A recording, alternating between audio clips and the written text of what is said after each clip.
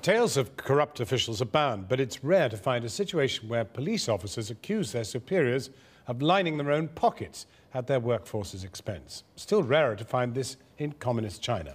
Our Asia correspondent John Sparks has this special report.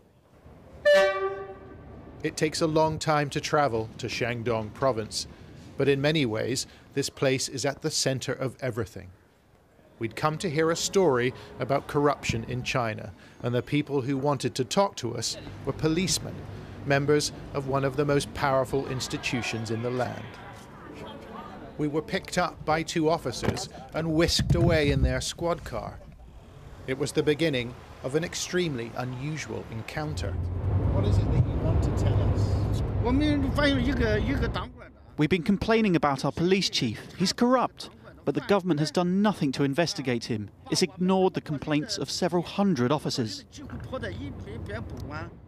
They say their boss has cheated them out of millions of pounds in a property deal, and they want to expose the whole affair. We want to tell the world our story. It will show you how bad corruption is in this country. The officers want to do the interviews right away, and they're taking us to a hiding spot where we can do them. I think they're worried that word will leak out that we're here, and they might be stopped. It's rare to hear police officers speak out like this. But the public has become increasingly vocal and angry about corruption in the ruling Communist Party. Thousands of protests are triggered every year by land grabs and other dodgy dealings. And it is the police who are called on to reimpose order in such situations. When we got to the hiding spot, however, the officers told us they share many of the concerns held by protesters, the people they're instructed to silence. In the past, we tried to stop people from protesting, but now we're in the same situation as them. We don't know what to do.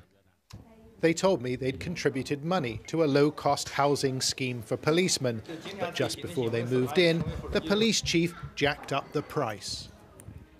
I've been working for the Communist Party my whole life, and now I don't even have money for a flat. My life savings have been stolen. This is the apartment complex here in the town of Tancheng. The police chief who organised the project has been transferred to another department, but his actions have not been investigated. Okay, the police who have brought us here to see these apartments for policemen have just got a call. They say another group of local police are on the way here to stop us from filming, so we've got to move quickly. So Mr. Chen led us inside to have a look at one of the flats. When you look around here, how do you feel?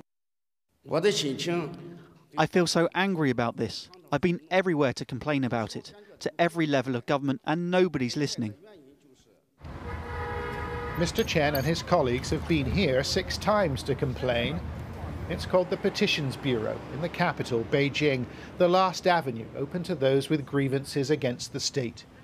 But on every single occasion, says Mr. Chen, policemen prevented them from registering their case. It's a sensitive location. Security personnel didn't like us filming here. Back at the hiding spot, the officers from Shandong told us they wouldn't give up. We'll keep trying to petition, but we know it probably won't lead anywhere. Still, what choice is there? We have to try. If you remain unconvinced about the depth of corruption in China, then take their word for it. The new batch of Communist Party leaders, appointed last month. Party Secretary Xi Jinping warned corruption could spell the end of the country. But doing something about it in places like Shandong province will be tough. This is a one-party state with little transparency or accountability. The former police chief didn't return our calls, but the government could make a start by listening to their own policemen, because many here have had enough. John Sparks, Channel 4 News, Tancheng, China.